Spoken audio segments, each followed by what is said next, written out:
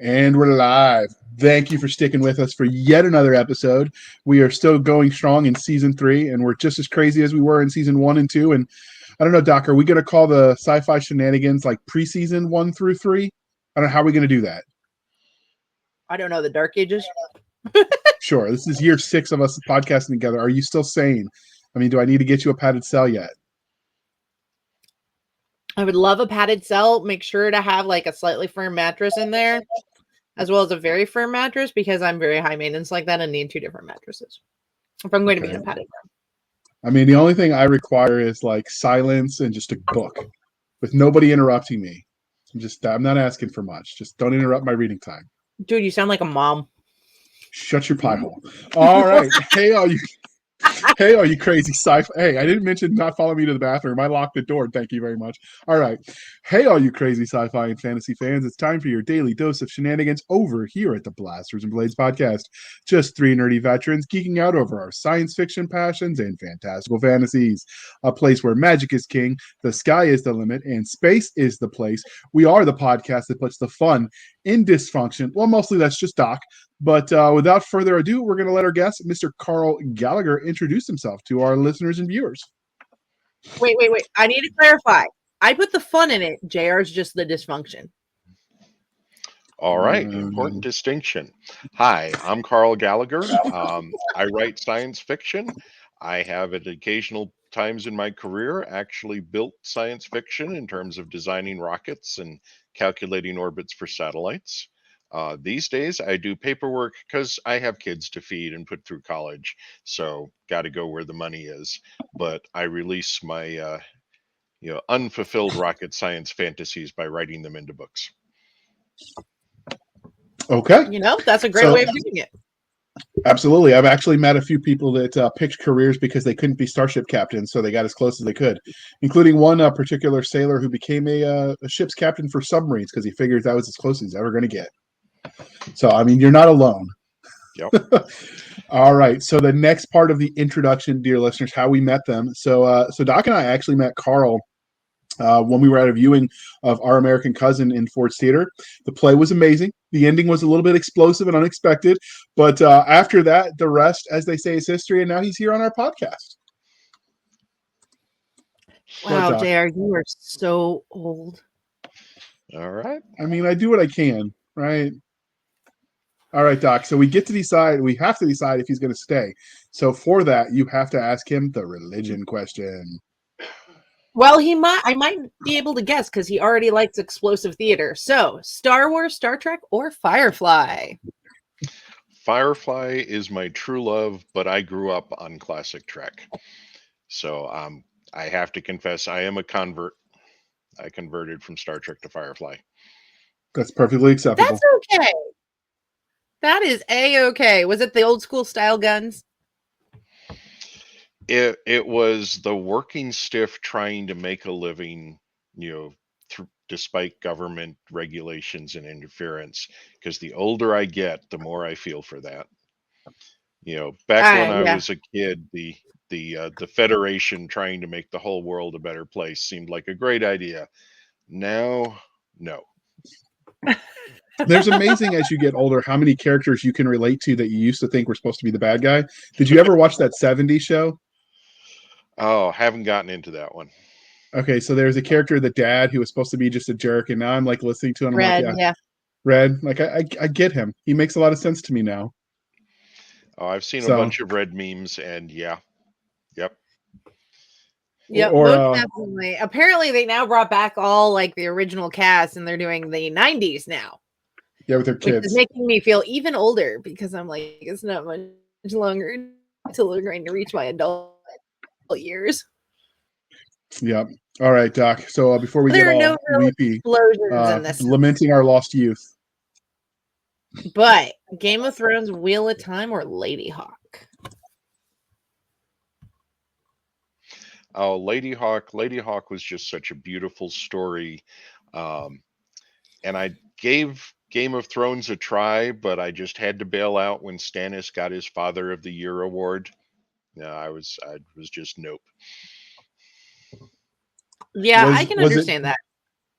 Is it that you just don't like grimdark in general, or was it just that specific scene? Um, I am generally not a. I can take grimdark in reasonable doses. I mean, I've read an entire Warhammer 40K novel. Okay. I can handle a dosage of grimdark, but you know, as a pure diet, no, I can't handle that. I need some light. I Game of need Thrones something is superversive. a grim dark marathon. Yes. So you said you wrote Warhammer. Is that work for hire for the Black Library, or is that just fanfic from when you Oh, first started? I have not written. I just read. Oh, red. Okay, yeah. Yeah. Sorry. Those are good books. They're not short either. They're not like the longest ones, but they're definitely not short, and they can be very dark. So, what was your first love though? Sci-fi or fantasy? Sci-fi. Reading Heinlein, the Heinlein Juveniles. Um, Inherited a big pile of science fiction from my father as a kid, and grew up reading them. And the Heinleins are definitely my favorites. And arguably, between The Man Who Sold the Moon and The Moon is a Harsh Mistress, that had me wanting to become an engineer so I could be chief engineer on a moon base. And then Challenger. Okay. So, we've talked some about like what your early experience was also with that. But what is it that drew you in and kind of just sucked you in so that that was definitely where you were belonging? Because I mean, I've inherited a bunch of stuff from my family, but I did not get into it nearly as much. So, what is it that drew you in? Just the love of going and exploring the unknown places. Um, the joy of the of building the powerful rockets. And happily, I did get to work on some rockets in my career, so fulfilled that part of the original inspiration. But yeah, getting to explore and move out into the galaxy um, is something that's really grabbed me. All right. So two impromptu questions. Then, if Elon Musk called you up with his giant megaphone and he said, "Carl, come work for me. Design something," are you answering the phone call, or are you writing another book? Um, I will answer if I can work remote. Um, the family has had their fill of the Texas heat. That's why we've moved to Minnesota and are now buried in 2 feet of snow. But yeah, I would love to. I would Ew, love to help out cold, right? SpaceX. Ugh.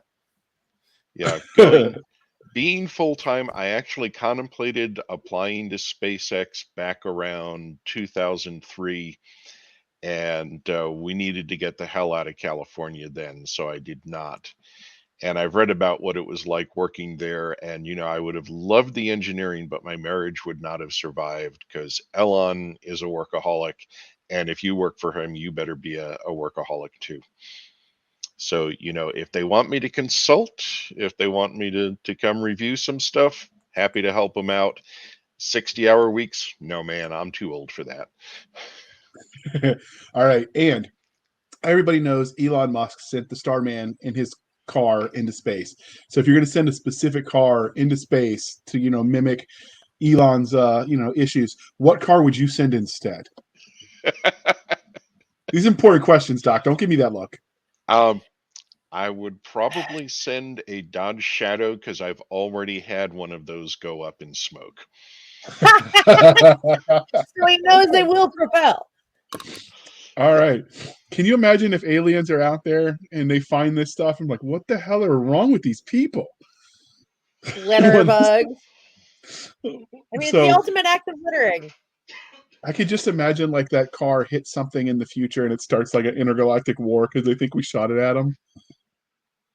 Anyway, that's just my imagination going wild. So There how you did go. your There's love your next short story, JR. yeah, so how did your love of speculative fiction as a genre transition into you deciding to write stories in that space? Well, I always liked being a bit of a storyteller. Even go back to high school. I was the game master for our role playing games. Helping create stories for everybody, and I've enjoyed stories. Would tell stories to the kids, and had these ideas kicking around. I had actually published some gaming articles before before I started doing serious fiction. And so I'd had this thought of, yeah, I should try writing a novel someday. Except the way the publishing industry was, that was just such an exercise in futility, I never bothered. And then Jeff Bezos created Amazon and Kindle. And it's like, wait a minute, I could actually write something and get it published. And so, given the opportunity, and of course, I wasn't at the very beginning of the wave. There was, I showed up to the party pretty late. Um, but I started writing stories and turned some role playing adventures I'd written into my novel Torchship, and wrote some sequels to make the trilogy. And now I'm doing other stories, most of which can sort of trace at least parts of their plots back to some role playing concept or another. Okay. So I've been having fun with that. So many authors will let their own real life experiences influence the stories they tell. So, were there any specific formidable moments you think that shaped you as a storyteller? I've drawn on my experience a lot. Um, my military experience, is showing up in how, the combat organizations in my books are getting themselves together to deal with a fight. I'm using my engineering experience for the spaceships, and I use my experience dealing with the federal government and Fortune 100 corporations to do the villains. That checks out. Um, so, you mentioned that you use your military experience. So, what branch of service were you in, and what'd you do? I was in the Air Force. I was a satellite operator doing weather satellites, and pretty much would start out commanding a crew, retrieving the data from the satellites as they came around the world every 100 minutes, and then I had a job programming them to tell the satellites what to take pictures of. And problem was the Air Force spent a lot of money to make me an engineer and then didn't want me to do engineering. They wanted me to supervise the people doing the engineering, which drove me nuts. So I got the hell out and became a contractor building weather satellites for the Air Force, and doing some other stuff. And then sometime later, after I came to Texas, I discovered the Texas State Guard, which is a state only organization that kind of handles disaster relief stuff when the National Guard has been deployed overseas. So we would set up shelters during hurricanes, hand out food, stuff like that. And so I wound up as a battalion executive officer and got to work with that stuff.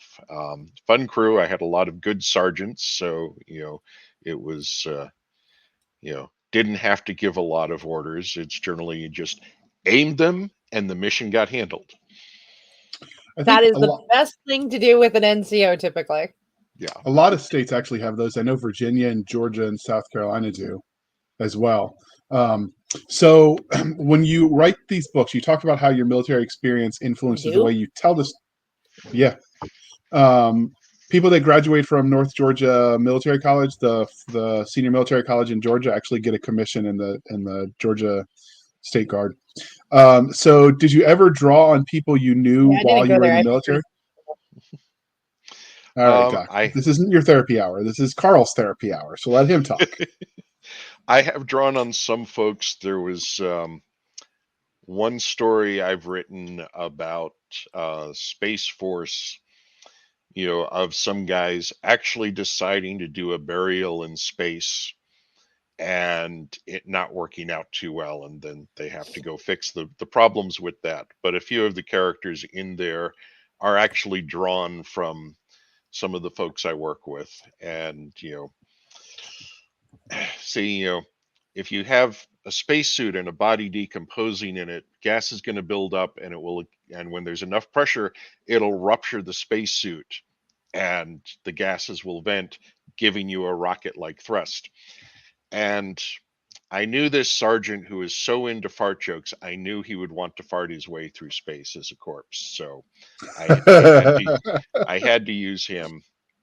And another cranky enlisted woman who was kind of, it's like, who was just sort of kept the insubordination down to the level where it wasn't worth doing the paperwork on her. I might know that She, person. yeah, she showed up in the story too. So your mission in the Air Force, would that have been passed over then to the Space Force when they did the split? Yeah, Space Force is now handling that. Okay. Yeah. I'm just saying if they ever open up positions for door gunners for the space shuttle, I'm applying. Oh, you're not applying. I'm putting you on one. Bye. I'm game. All right. So so you've talked about how your military experience and the various facets where you served has affected the way you tell stories. So let's flip that a little bit. Does it change how you engage with content as a reader now? The movies you watch, the books, all that? It does affect me. I get a bit more analytical, and I am much more prone to particularly watching TV shows. I was watching something with the wife last night, and they have this scene and they go into a basement and then they pan over this workbench with a bunch of saws and hammers and such, and it's like, oh, Chekhov's gun. They are establishing that those things are theirs for them to get used later.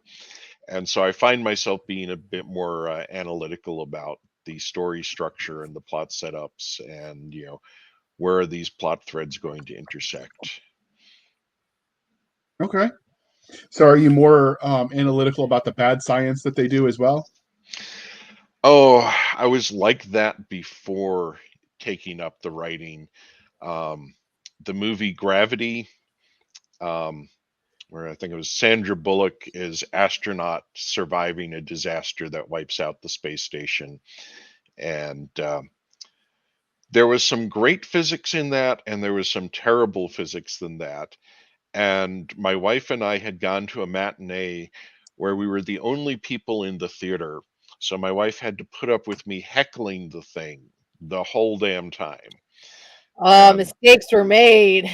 yeah, and it was pretty clear that when the special effects guys were turned loose to do their thing, they had good physics.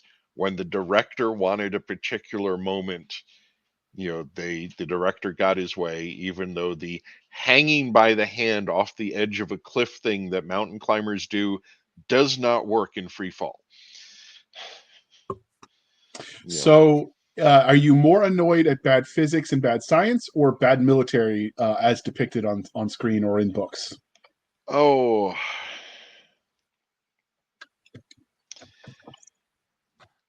frequently bad military is the worst, because bad physics is bad physics, but the way Hollywood does bad military is frequently very personally insulting to people I know. It's Okay. like, yeah, it's like, here's some soldiers who don't like the pensions they got, so they're going to wage war on the United States, wage treason and attack a bunch of civilians. That will drive me up the wall. Yeah, as a military vet and a science person, I would definitely agree that the bad military stuff tweaks me more than the bad science, because not everybody knows science, but there's a lot more people who know the military, and they're really casting both characters, negative characters on people when they do it. When they mess up science, it's just, okay, you guys are done. So when people mess up science, I think when someone corrects them, like, no, they got that science wrong, here's the equation or whatever, people are willing to accept it and they move on. When they get the military stuff right, people tend to say, oh, that's just how it is, and you can never convince them sometimes once they've seen it on TV that that's not how it like that's how it is.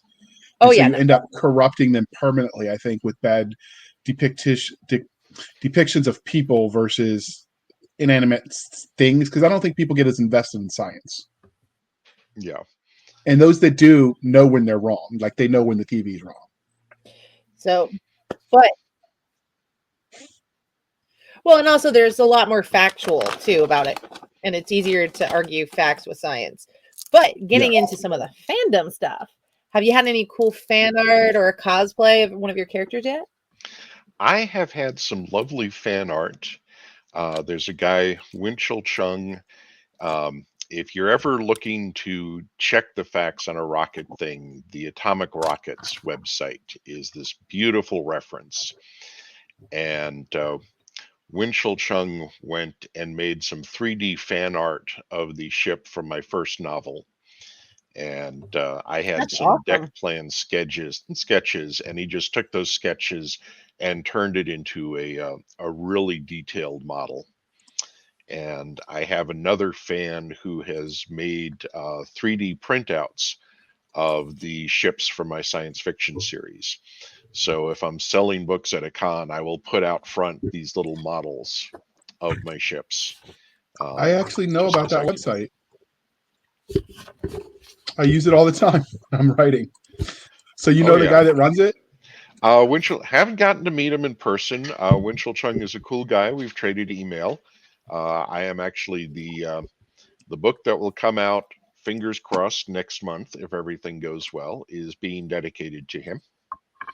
That is awesome. That's exciting. Yeah, All right, I'm he's a sorry to cool interrupt, guy. Doc. You can go back to your regularly scheduled programming. JR, it's adorable when you think you know things. So, what was it like the first time somebody asked for your autograph in public? Um, a little embarrassing actually, because I was doing my first autographing session, and my wife had seen the things about various authors having women come up and requesting that their breasts be autographed. And so my wife decided, okay, if anyone's going to do that to you, it's going to be me first. So she showed up, and I had to take a felt tip and perform the autograph. Well, you can't control your fandom, so it was probably wise on her part. And we won't go any further because family-friendly podcast, Doc. What? That is, I just meant that, she may be right, and always good to get in there and be smart. Yes. So what is your weirdest or funniest fan interaction? We'll put that one aside as a husband-wife interaction. Let's I see. hope she's your fan. Oh yes. Also, editor, muse, and audiobook narrator. Wait, your wife does your narration for you? That's kind of Yes. cool. Yeah. She's done it. We're in the new house, so we are actually working on trying to get a new recording studio set up. First room we tried just did not have good room tone, which is, the professional term for it. This place is just not silent enough. And so we're going to move her recording studio into the library. Now, does she do this professionally outside of just doing it for you, or is it just self-taught for fun? She's done it. She doesn't do many, but she did do another author's book, a romance novel, and do that. But most of her audiobook work has been on my stories. Cool. Keeping it in the family in a good way. Yep. All right, there, West And, Virginia. yeah. I'm not So from West you'd Virginia. so you'd asked for funniest fan interaction. This was, Mm-hmm. I think funny for the spectators, a little nerve-wracking for me. There was a guy on Twitter, another engineer, who, when he started reading my Torchip trilogy, decided to check the math on every single number in the book. So wherever I Oh mentioned my. a speed, distance, whatever, this guy is posting to Twitter as he's reading his check of my math. And it's like, what's the exit velocity of the rocket engine? What percent of light speed is this missile hitting the planet at? Stuff like that. And, and of course, being, a professional, nerd at this, I had actually gotten it right, but I hadn't had anybody check my math to see if I dropped a decimal point. So I was a little worried he'd catch something. That would Um, be very nerve-wracking. And because once it's yes. in print, it's in print. Yeah. So, So So when he hit the end of the third book and hadn't found any errors, I was pretty damn happy. So one of the authors that I follow, Terry Mixon, also used to work for NASA, and so he's told stories on his podcast about how they forgot to convert from metric to whatever, and they ended up one of the satellites crashed because of that. So now I'm like picturing that mistake. You're like, oh shit, he didn't factor that in. Yeah, a Mars probe was wrecked because they were, one contractor was using metric units and another contractor was using English units. And that is why you always put your units on your math, people. Yeah. Well, here's the problem. Once you translate it into code, the code is just passing numbers from one block of code to another, and you can only check the units in the comments. Oh, and that's what bit them. see, this is what happens when you have a professional with you. Educational moment for the. Yes. Now the thing is, if they had comments on every line saying, //kg //newtons, and someone else came along and read that as they were doing their interface, they might have caught the problem before they ruined tens of millions of dollars worth of Mars probe crashing into the planet. I would like to say they learned their lesson and they wouldn't do it again, but they got paid regardless, so I don't think they cared that much. Yeah, and you just know the guy who figured that out got laid off, and then they hired in a new kid from college who hopefully will hear the story, but no guarantees. Well, he instantly became everybody's least popular person. Are you sure that's not the guy that thought parsec was a unit of distance on a certain franchise? Just asking. All right. Yeah. So this is the part. I know who that is. You actually know the person who did that? No, I know what you're talking about. We had a Okay. problem with that at Dragon Con on a panel too. Interesting. All right, so this is the part where we ask you about everything you have written, Karl. So can you tell us what the legendary Karl Gallagher has written, the Reader's Digest version of your body of work? Okay. Well, the first one I wrote was Torchship, where you can see on the cover our heroine, Michigan Long, and her ship landing on an asteroid, which led to future sequels of Torchship Pilot and Torchship Captain, because she did manage to get promoted. Good for her. Took a break from science fiction and wrote The Lost War, which is a fantasy novel about some historical reenactors getting sucked off to a fantasy world with some really, really nasty monsters. What era of reenacting? SCA.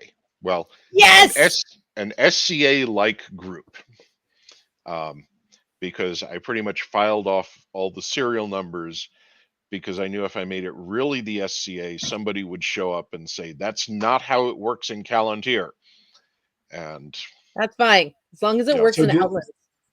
So did they have actual weapons, or were they using the rattan and the foam and stuff? Because if they're going to fight monsters with rattan and foam, they're screwed. Well, SCA is not a foam group, rattan, but there was plenty of rattan, and so you have these guys pounding nails into their rattan swords to try and get a bit more effectiveness out of it. Some war archers trying to learn how to hit a moving target so that they can actually hunt down some meat. And of course, the guys with the fancy ceremonial swords are now getting some real use out of them. All right, I might actually. Is that one an audiobook? Nice. I might have to check it out. That just sounds funny. The Lost War and its sequel, The War Revealed, are both an audiobook. And warning, there are some horror elements into it, because I decided orcs weren't scary enough and I should make them scarier. And it is the opinion of some people that I overdid it. That's fine. JR will be used to that. He likes horror. It makes him feel at home. Okay. Absolutely. All right. So the new series is the Fall of the Censors series. Book 1 is Storm Between the Stars, where some folks in this isolated world go off and, go exploring because hyperspace shifted and let them escape their isolated bubble, and so they get to find out what the rest of humanity has been up to for the last 1,000 years. And the answer is humanity has been massively oppressed by a really nasty government. And so they figure out, it's like, oh, it's like there's this government, and the government says, oh, people were not oppressing yet, we have to crush them. And so far there's 4 books out in this series. Book 5 is going to come out very soon now, and I am working on book 6. So current outline says it will finish up at book 9. We'll see what actually happens.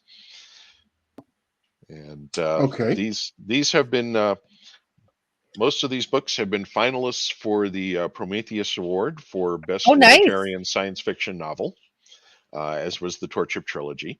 So, there are some folks really liking them, and, looking at how people resist the oppression that I show. The Censorate is the evil empire, and their problem to 1984 is, how do you correct all of the bad information, is that they just erase everything. It's like, you can write a book, you can show people the book or the painting or sculpture for your lifetime. You die, all your art gets erased. Which, we're getting a start. Wow, that's really horrific, especially because most artists. Yeah, so that would be really hard. So, you have secret societies trying to preserve their hidden book in the sewers of the city. And of course, it's not just far future, because we've got that going on today. It turns out the owners of Roald Dahl's estate, the author of Matilda, are going back and rewriting his books to make them, more in line with the current politically correct standards.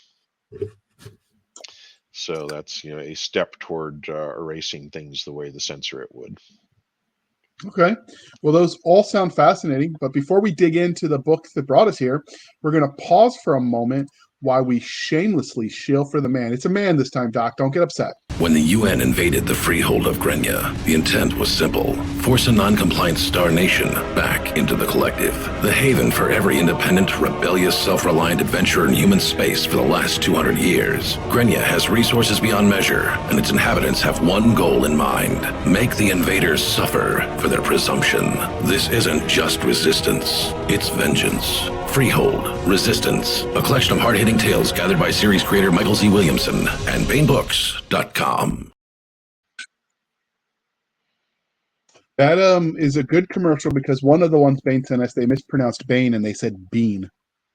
So, Bean Books. That was interesting. And it happened to be the commercial that sponsored us when we did the horror panel, and Tony Weisskopf was there laughing hysterically in the green room when she heard it.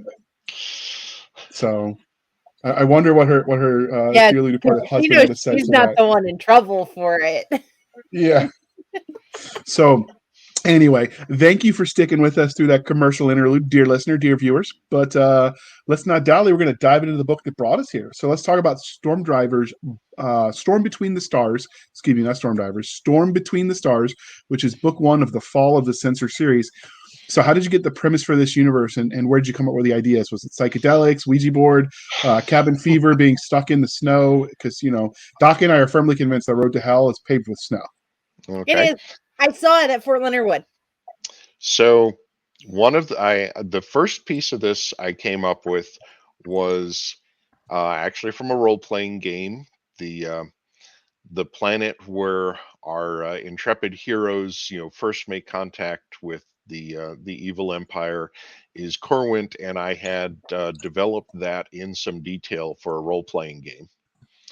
And so they have a clan-based culture, so your family is your job, is your home. You've got 100, 200 people, they run a business, you work in that business. You don't want to work in that business, you want a new job, you have to go marry into a different clan. And if you want to work for a business and nobody at that business wants to marry you or adopt you as a child, you can't get in. that's their cult, that's their culture. Now there's some other, you know, variants on the fringes. There are, nomad seafarers who hunt the sea, you know, who hunt sea monsters, and are living this kind of poverty level life to escape the censorate control. There are some farmers on the ocean floor because this is a water world. There are just a few islands with cities on them. It's almost, it's 99.5% water. And so the farmers wind up farming the sea floor and growing their crops there and then bringing it by boat into the cities. So I had all of that created for this space opera campaign. And then looking at using it for a novel, I wanted to have a particularly evil empire. And so looked at 1984 as one of our classic dystopias. And it's like, it's so much work coming up with a new version of everything, to get rid of the references to the unpersons. What if you just erased it all? Wouldn't that be easier? And so you have the kind of government that goes from just wiping everything out, and it's like, we've been here forever. There is no history. You have no past. You have no religion. And so there's still people trying to preserve stuff in the nooks and crannies, knowing that if somebody finds their family Bible, the whole family gets executed for it. Oh, that's So, dark. yes, I mean, there's an anecdote. Okay, this is from the second book where they're realizing that, oh gosh, our medical technology isn't as good as yours because we can't collect statistics, because if someone publishes statistics about dead people, that's violating the rule. And so there's this scene where this professor had published some health statistics and got executed in front of the whiteboard in front of his classroom for having published this book. So no cause of death statistics, no improvements in medical technology. So our heroes are also bringing some stuff in that way. Another thing, and where the title of it came, is there's lots of folks, lots of stories where you have people doing hyperspace, and hyperspace, you just sort of disappear into it and you come out and nothing happens there, which is boring. We should have, if you're going to spend a week in hyperspace going from one star system to another, there should be something there. And so I have hyperspace, filled with this aether liquid, and sometimes the aether solidifies and you have shoals.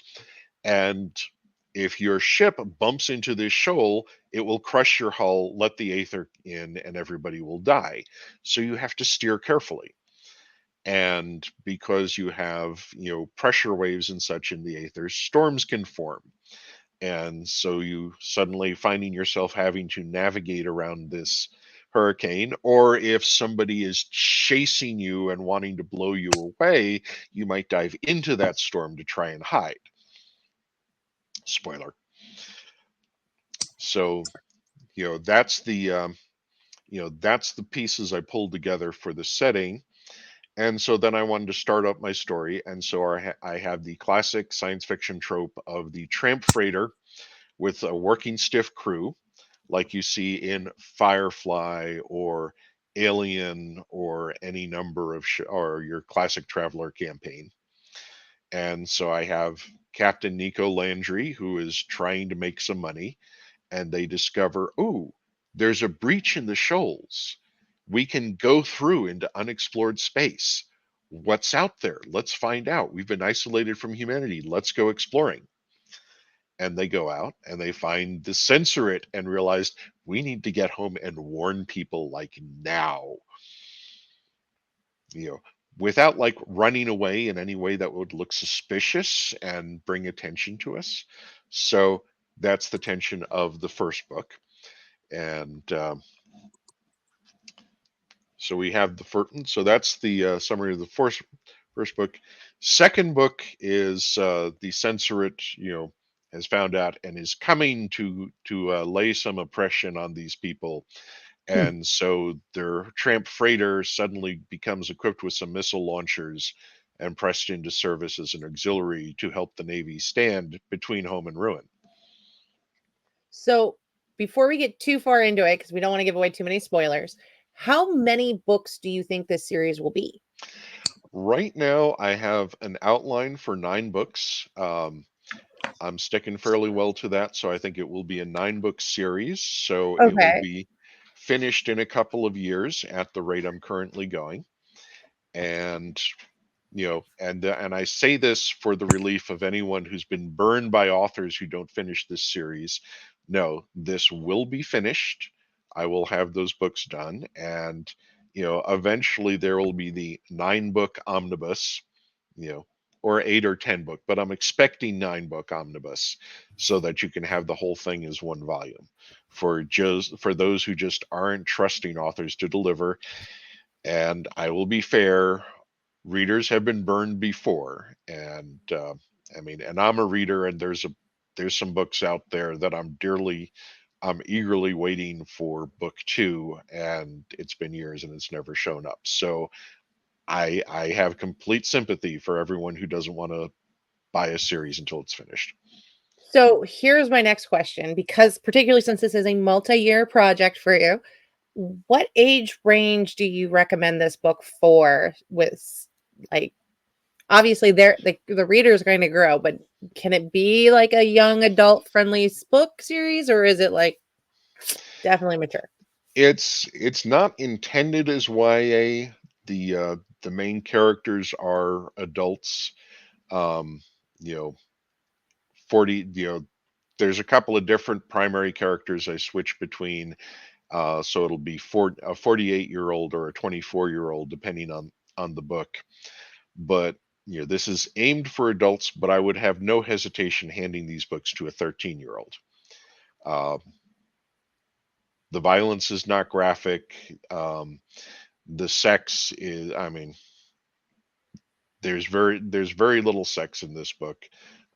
People actually complained about the amount of sex in the Torchip books, and there was very little, but hard science fiction readers are kind of the anti-romance readers, apparently. They can grow and change. I started as one, and occasionally I still pick up a spice book. Yeah, well, but I am trying to keep it PG. The concepts are scary enough that I'm not sure I'd hand it to a 13-year-old, but if a 13-year-old picked it up and started reading, I wouldn't worry about it. The concepts are probably a bit much for a 10-year-old, so I would not recommend it for a 10-year-old. And yeah, 17, sure, go for it. So Doc, were you also making a Dune joke about the spice books? Was this another double entendre because this is science fiction and such? Sure, we'll go with that. All right, back on track, Doc. Try to follow the script. I've been reading Eddie Skye. That we'll blame it Heather Hollow. That works for me. So, you showed us the cover earlier. That's a really awesome cover art, though. JR, you want to pull that up again? There we go. So how did you come up with the art? Like, that's, I guess. Well, okay, the ship design I did myself, and went ahead and laid out the deck plans for, okay, we've got this cargo hauler, but it's going to be moving through this, the aether of hyperspace, so it needs to be streamlined.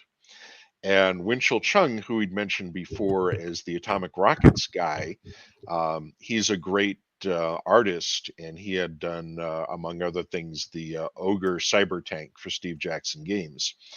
I went to him with my sketches, and he converted that into a 3D model of the ship, which was just lovely. And so I gave that to my cover artist, Augusta Scarlett, who also did the Torchship covers. And so she did that. And so this is our hero's ship hiding out in a storm, as they try to escape the Censorit, getting hit by lightning and blown about by the currents of hyperspace. And so I'm trying to show, there's guy Jeffro Johnson. He wrote the Appendix N book about Dungeons and Dragons. And he makes a point about a book cover. His question for a book cover is something happening, is something at stake. And so for this cover, yes, you have a ship that's definitely in a very scary situation, getting hit by lightning, getting blown off course. And so I wanted to have that feel of our heroes are going to be going into danger just to catch somebody's eye.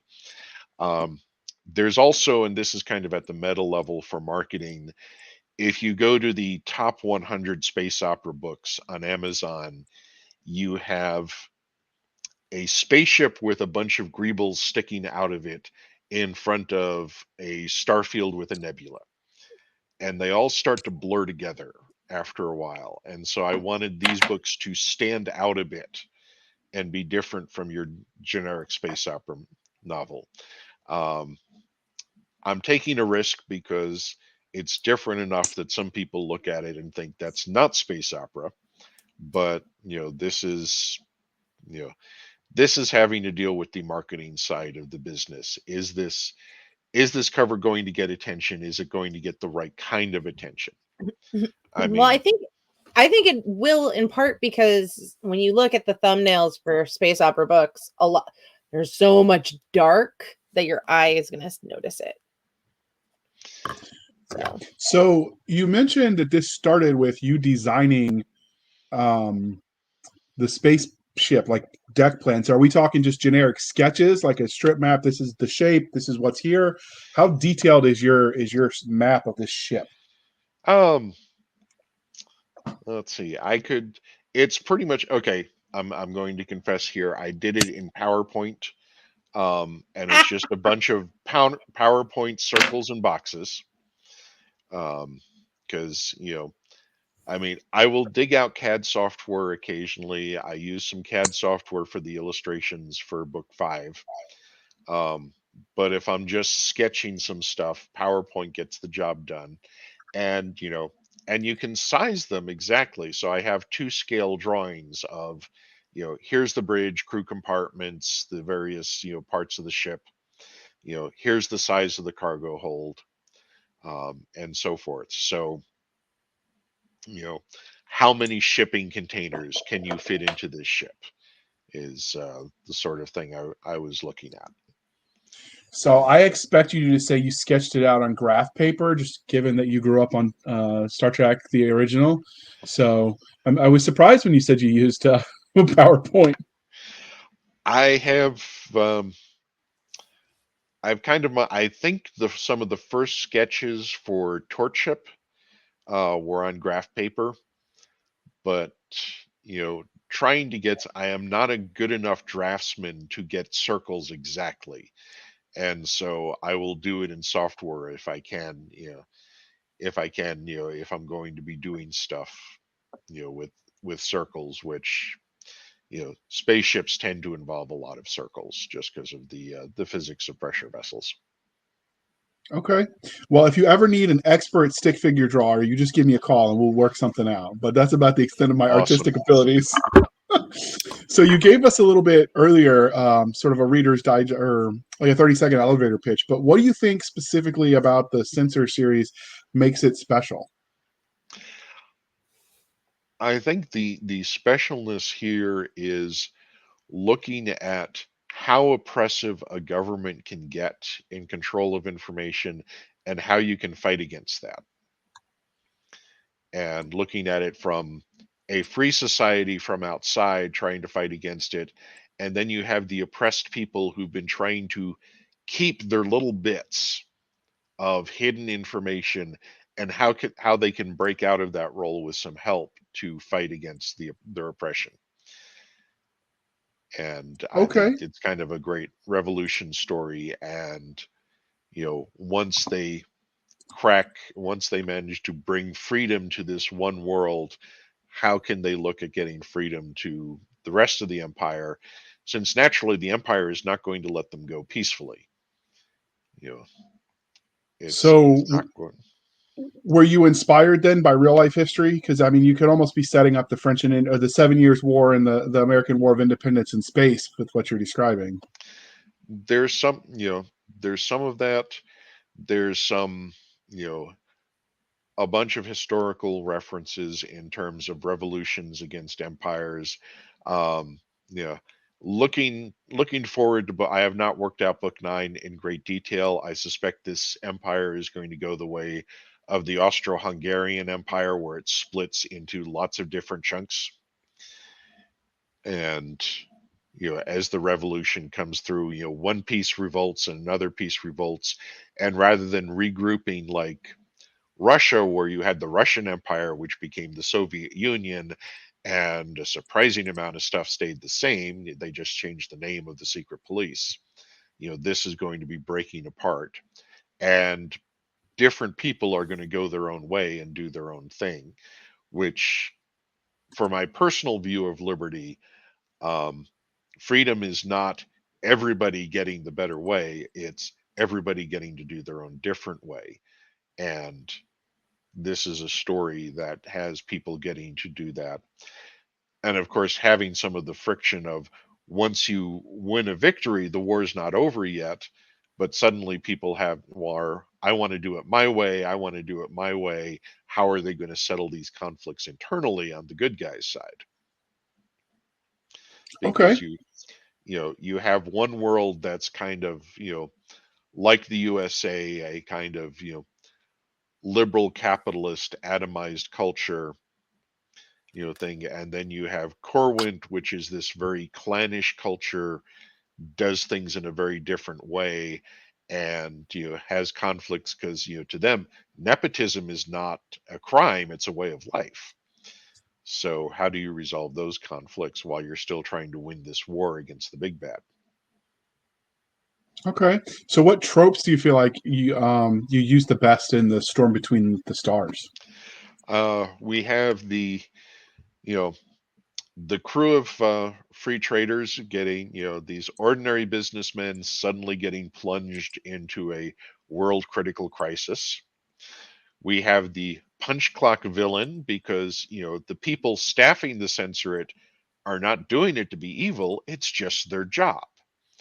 And sometimes their job means killing millions of people, but they don't enjoy it. But if I don't kill these millions of people, I'll get a bad performance review and my boss will fire me and maybe execute me. So kill the millions of people, keep his job.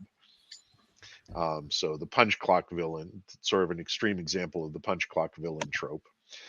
You have the classic trope of the junior officer having to rise to command as the senior officers are taken out by the enemy.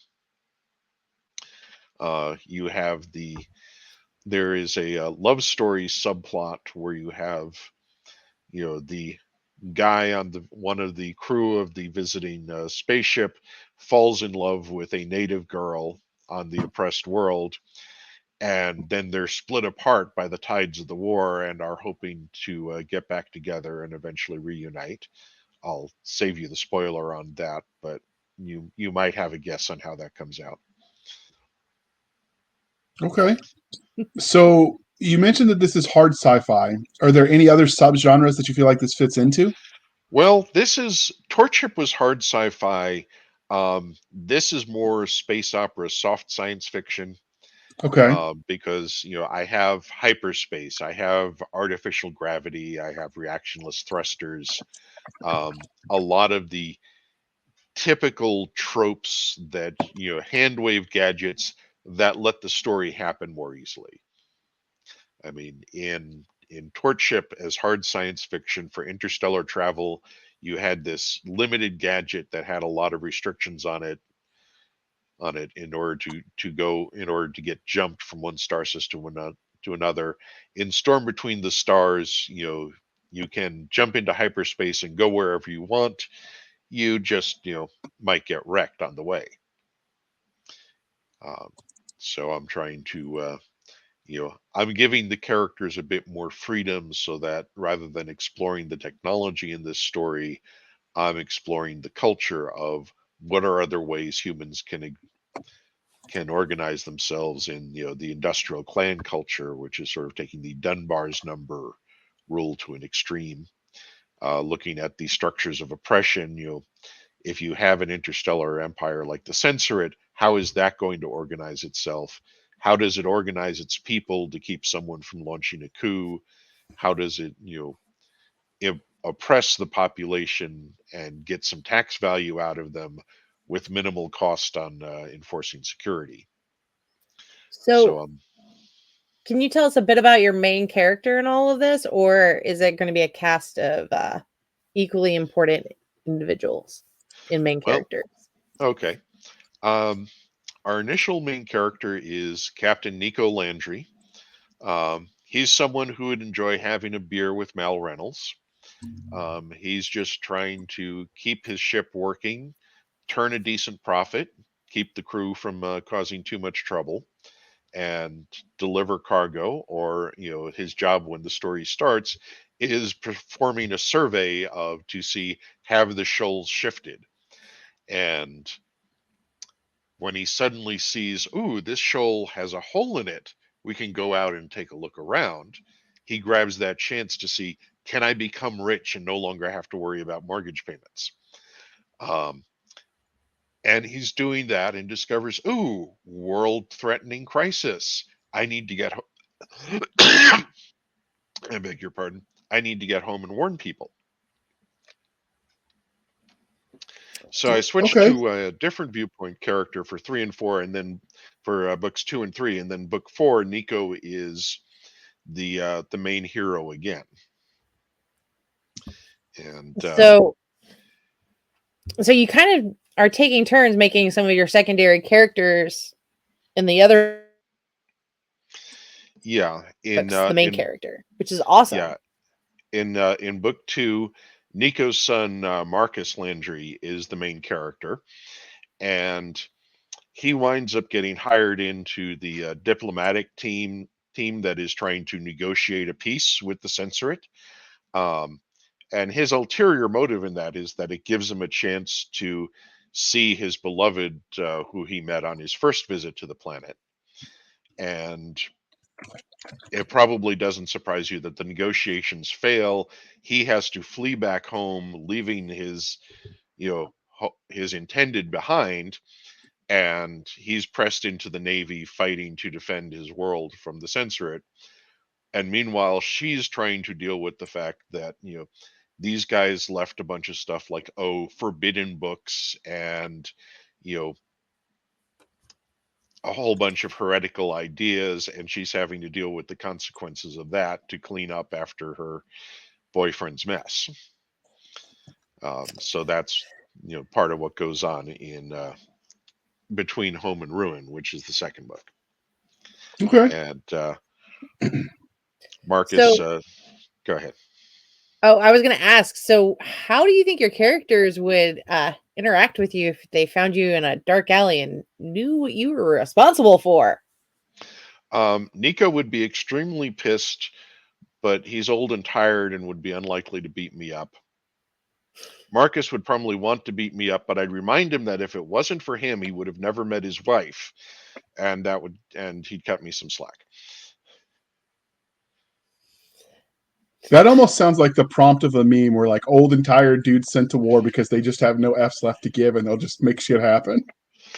Yeah, and there's kind of, some of what I deal with in the book, in some of the later books, is, okay, here's the traditions of war, the rules of engagement that we're used to, and how do you work with those when, on the one hand, the enemy you're fighting has no interest in killing civilians, will cheerfully kill civilians as reprisals, and your allies never had the tradition of Geneva Conventions and such that you grew up with, and they're pissed and want to play rough.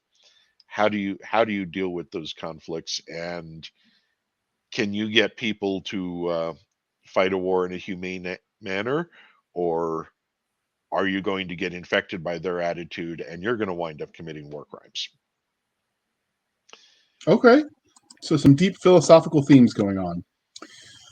So we talked about the characters in your story, the good and the bad.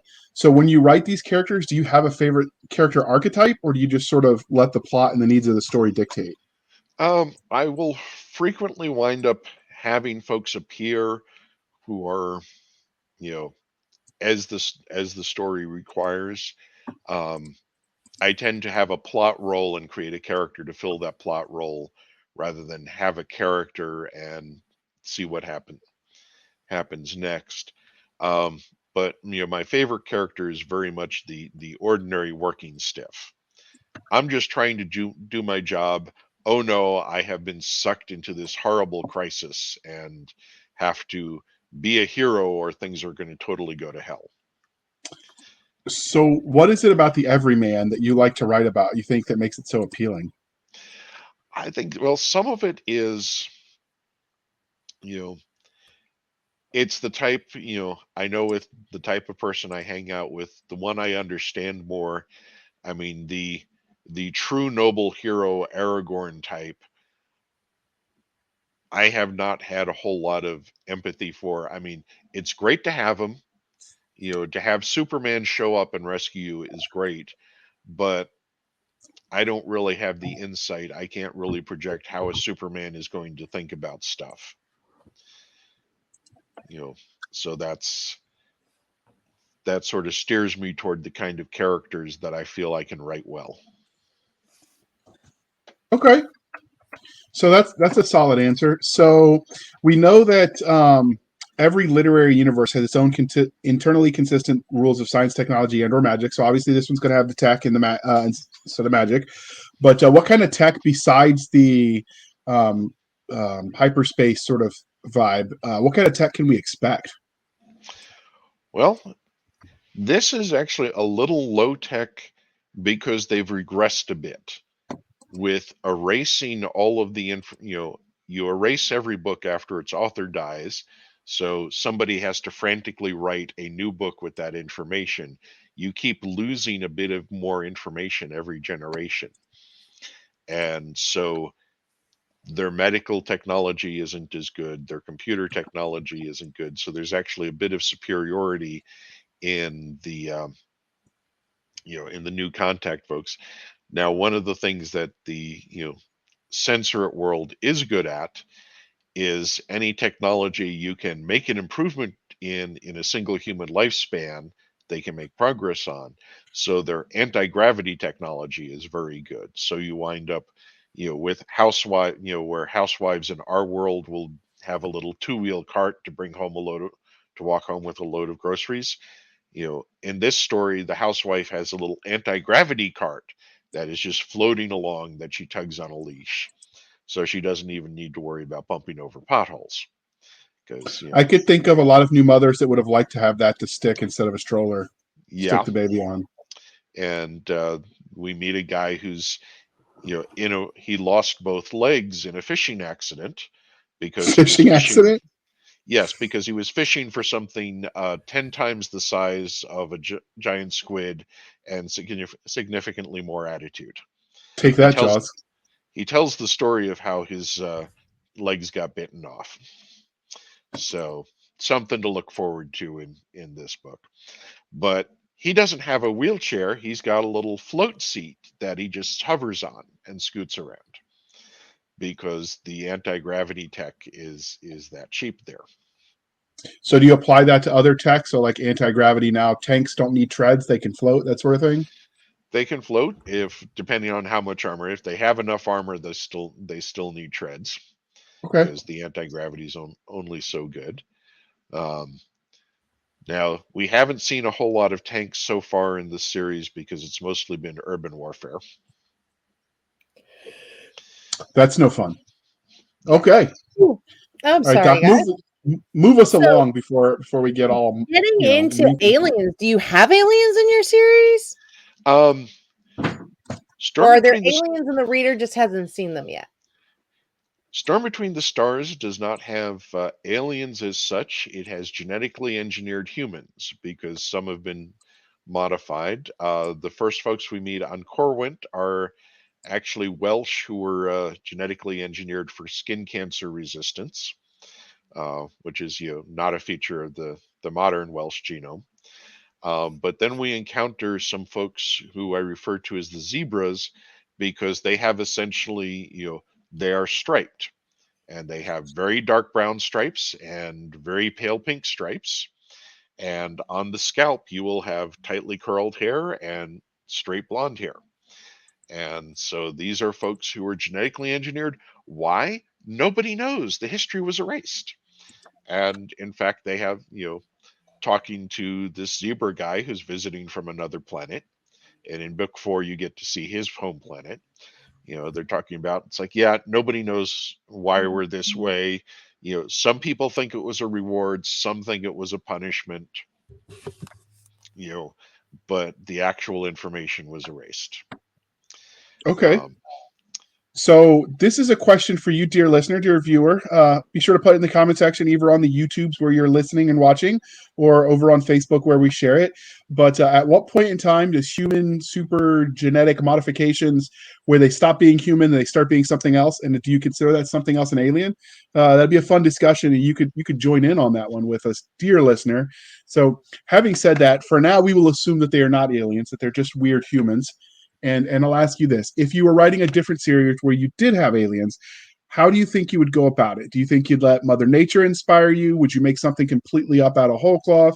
Would you let your dreams and your nightmares influence you? Like, how do you see yourself creating those? Okay. Well, I can actually answer that from my fantasy novel, because in The Lost War, our heroes encounter some orcs. And this was actually drawn from a discussion that I saw about people complaining about the Lord of the Rings movie. It's like, where are the female orcs?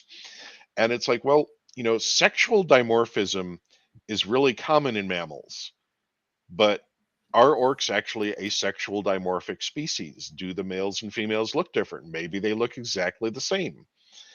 And then that brings, and then, okay, so you look at this band of orcs, they're actually, 50-50 male and female.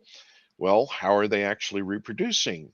If neither of them is bearing the child, well, there are species on our planet who solve that problem. There are wasps that will lay fertilized eggs in a caterpillar or a spider or something, and the eggs will hatch out and eat the host organism. And so, and I will admit that this creeped some people out. I have had at least one person say that they bailed out on the book because this creeped them out too much. So you have the orcs who look at humans as either food or hosts for their young. And that makes, a pretty creepy alien to have to deal with. And it's not a totally original. I mean, the famous Alien movie with Sigourney Weaver had very much that exact same trope. Just folks don't expect that in a fantasy novel, but it did make things a little more difficult for the protagonists. So that's an example of drawing on Mother Nature to create a nasty monster. So the iconic Spaceballs movie also covered this trope, only this one came out dancing and doing show tunes. But I mean, it's the same thing, basically. Yeah. All right. So on that note, clearly this interview is winding down. But before we let you go, was there anything about Storm Between the Stars, which is the first book of the Fall of Censor series in the series writ large, that we didn't ask that you wanted to tell us about? I think, you've captured the stuff. I think it's just, for all of the stuff about the big picture tropes and stuff, this is a fun adventure of some working stiffs getting plunged into a very unexpected situation outside their depths and rising to the occasion to become heroes. And I think a lot of people will enjoy the hell out of that. So I urge them to try it. Okay. Before we let you go, dear listener, dear viewer, this is that time of the interview where I remind you to do your part. Please be kind and speak your mind on the reviewing platforms. Your reviews help the right readers find the right books. And seriously, they really will help people find the good stories, and obviously we want more of those out in the world. So if you could help out, he would greatly appreciate it. He is on all of the sites, so if you find his books, go everywhere you bought it and write a review. Go to Goodreads, BookBub, start a website just so you can write a review of how awesome the Censor series is. But do your part, people. It really does make a difference in the literary worlds, as they say. And sometimes people like Doc make TikToks, which apparently is a thing where they dance or something. I don't know. Yes, the dancing part is why you can't ever get on it, JR. You'll break your camera. This is true. But so do you dance when you do I book don't dance either. Okay. No, I don't dance. I'm not really any better than you are about that. So, All right. With that said, Karl, before we let you go, Karl K. Gallagher is what he publishes as. Can you tell listeners how they can find you on the wild, wild interwebs? Okay. Best way to find me is to go to my Substack, gallagherstories.substack.com, and that will get you a free short story every month, and also announcements of new novels. You can find my books on Amazon and Audible, and I will opinionate about stuff and promote other writers on Twitter. Thank you very much for having me. All right. And you can find us, dear listener, over on Twitter at twitter.com/SF_fantasy_show, Sierra Foxtrot _fantasy_show. You can email the show at blastersandbladespodcast@gmail.com. Again, blastersandbladespodcast@gmail.com. We have a Facebook group where all the shenanigans happen, and it's facebook.com/groups/Blasters and Blades Podcast. Again, /groups/Blasters and Blades Podcast. We have a Facebook page, which we are working on getting a dedicated URL, but that requires you to do your part, people, and hit the like and follow over there. It is different than the Facebook group, the page is. We have a website where you can listen to our shows over at anchor.fm/blasters and blades. Again, anchor.fm/blasters-and-blades, where you can also support the show for as little as 99 cents a month. You can help keep the lights on. Podcasting doesn't happen for free, and all of the programs that run it cost money every year. So we really do appreciate your support. Speaking of support, if you wanted to support the show more directly, you could do so over at buymeacoffee.com/author J.R. Handley. Again, buymeacoffee.com/author J.R. Handley. Be sure to put in the comment section that it is for the podcast. There is no podcast section. In the comment section that it is for the podcast. And I promise I will keep my co-hosts, Doc Cisca and Nick Garber, duly caffeinated. They will drink until their liver explodes. I need more coffee. We all need more coffee. We really should get like a coffee and a mead company to sponsor us, but what are you gonna do? Do you think those actually happen? Like, I'm just doing it for the free coffee. I'm not gonna lie. I'll see what I can do. All right, there you go, Doc. It's time to bring it home. Thank you for spending some of your precious time with us. We really do appreciate it. Be sure to check out Karl. On behalf of Nick Garber, the absentee one, JR, this was the Blasters and Plays podcast. We'll be back next week. Same time, same place, indulging our love of cheesy jokes, nerdy culture, and of course, all things that go boom and pineapple on the pizzas.